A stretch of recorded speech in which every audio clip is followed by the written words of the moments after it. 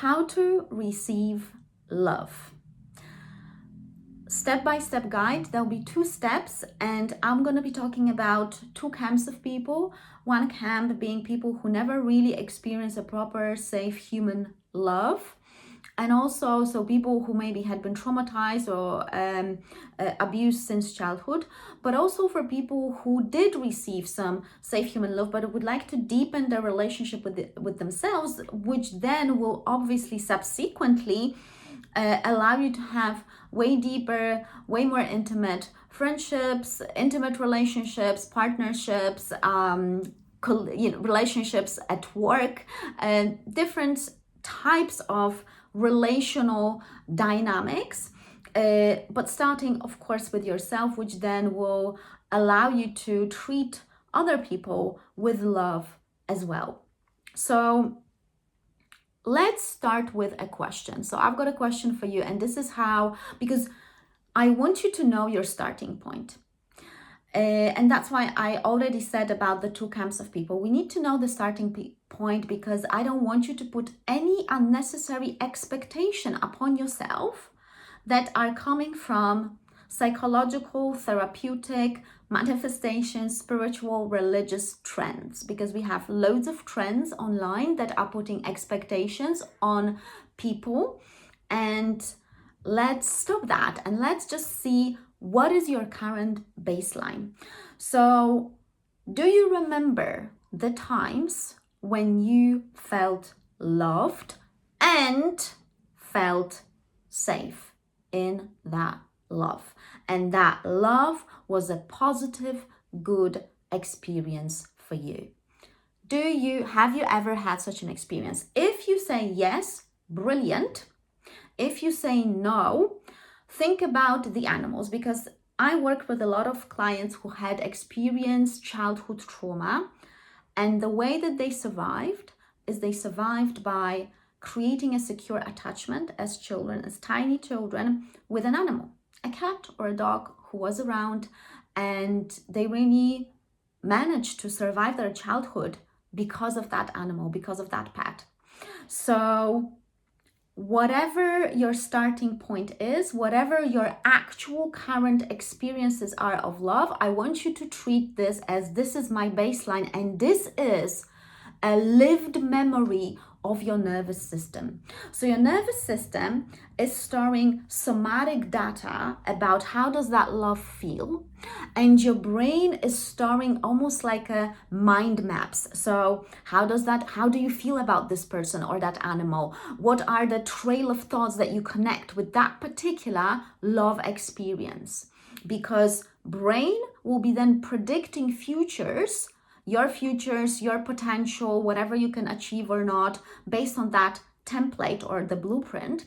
And your nervous system will be somatically, almost like, sometimes triggering you or activating you when maybe love is present or something's happening. And that is the memory. It comes from the memory. It doesn't come from anything yet deeper that you can create. And like I said, there will be a 2-step guide, which we will get to that. But first, it's about establishing that baseline. So this is your baseline. And I want you to really come back to your body and journal about that baseline. So how does your body feel?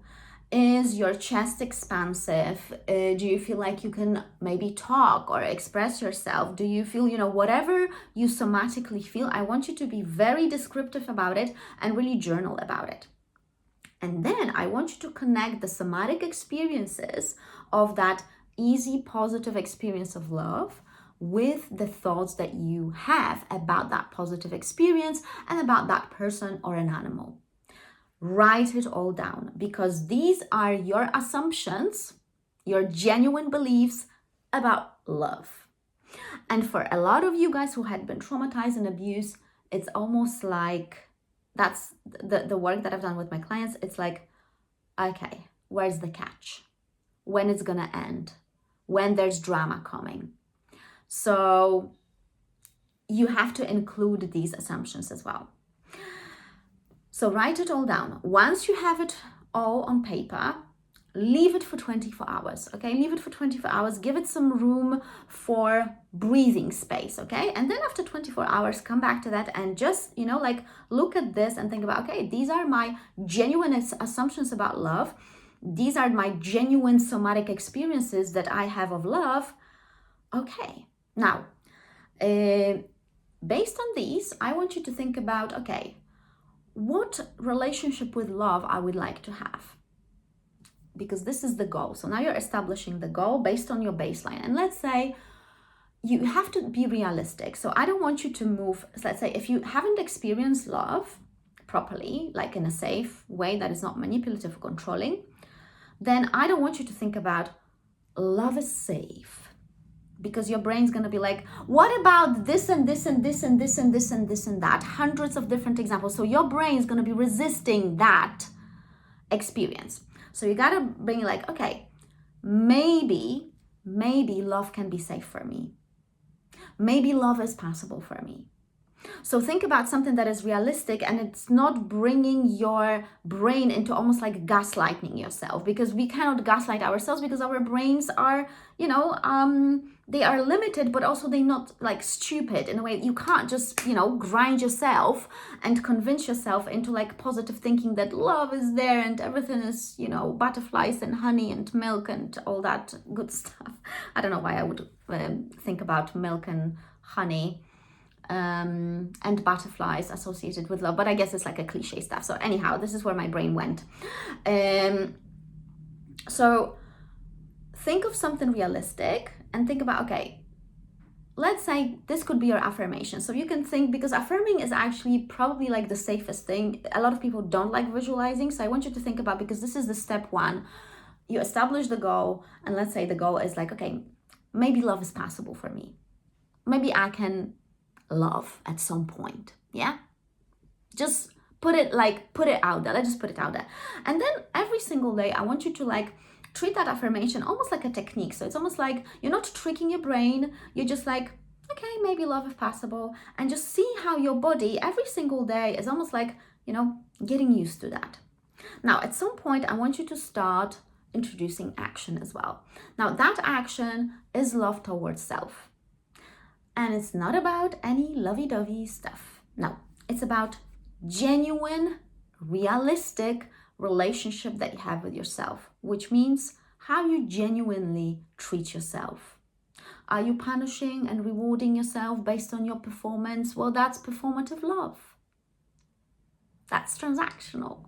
That's not love that is unconditional. And it's not about love being, I am letting myself off the hook completely. No, because love is honest as well. So I want you to think about those qualities of love. What is actually love for you? Define the love for yourself, because love can be warm, but also honest and truthful. So it's not denying the facts. It's not about denying the facts about yourself, but actually embracing, okay, this is the totality of who I am. So affirmations come, and then every single day you're also committing to small loving actions, but also watch your inner dialogue. Your inner dialogue is showing you how you genuinely treat yourself.